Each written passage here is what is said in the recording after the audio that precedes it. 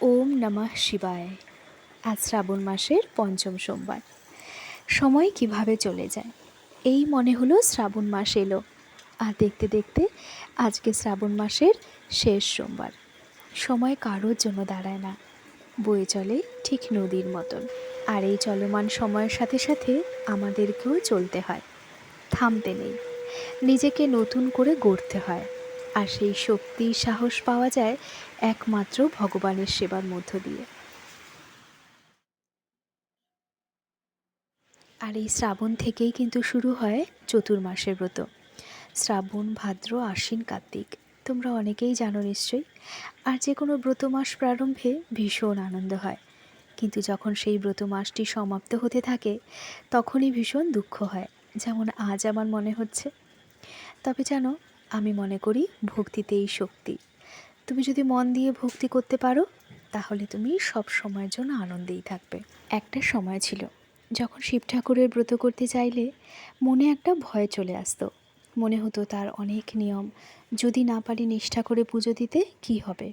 কিন্তু বয়স বাড়ার সাথে সাথে বুঝেছি, নিয়ম নয়, মনের ভক্তিটাই আসল। তুমি যদি ভক্তি ভরে নিজের মতন করে শুধুমাত্র একটা বিল্বপত্র দিয়েও পুজো দিতে পারো, দেবাদিদেব মহাদেব তাতেই খুশি হন। তাই এখন আর খুব বেশি নিয়মে যায় না, সমস্ত রকম কাজ সেরে তারপর নিজের মতন করে যতটুকু পারি ততটুকুই পুজো দিই। এতেই মনটা ভীষণভাবে শান্ত হয়ে যায়। আর আজকে শিব পুজোর পাশাপাশি একটা বিশেষ পুজোও আছে। আজ হচ্ছে নাগপঞ্চমী। আর এই নাগপঞ্চমী নিয়েই আছে অনেক পৌরাণিক কাহিনী। তার মধ্যে একটা কাহিনী আমার ভীষণ পছন্দের। চলো আজকে তোমাদের সাথে সেটাই শেয়ার করি। এই নাগপঞ্চমীর মূল কথাই হলো নাগেদের সম্মান জানানো আর তাদের কাছ থেকে আশীর্বাদ পাওয়া। দেবতা আর অসুররা যখন অমৃতের জন্য সমুদ্র মন্থন করছিল, তখন মন্দার পর্বতকে নাড়ানোর জন্য দড়ি হিসাবে ব্যবহার করা হয়েছিল নাগরাজ বাসুকীকে। বাসুকীর জন্যই এই মন্থন সম্ভব হয়েছিল। তাই কৃতজ্ঞতা স্বরূপ দেবতারা নাগজাতিকে সম্মান দেন। সেই থেকেই নাগ পূজার প্রচলন। তবে জানো, আরও শোনা যায় নাগপঞ্চমীকে অনেকে মা মনসার পুজো হিসেবেও মানে।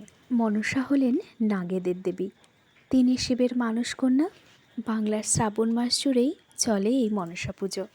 আর পরের দিন হচ্ছে সংক্রান্তি, আছে মনসার পুজো। এই মনসা মায়ের পুজোয় মনে পড়ে গেল আমার ছোটোবেলার কথায়। যেন আমার মামার বাড়িতে বড় করে মনসা পুজো হতো। আর সেই পুজোর গল্প নিয়ে হাজির হব আরও একদিন।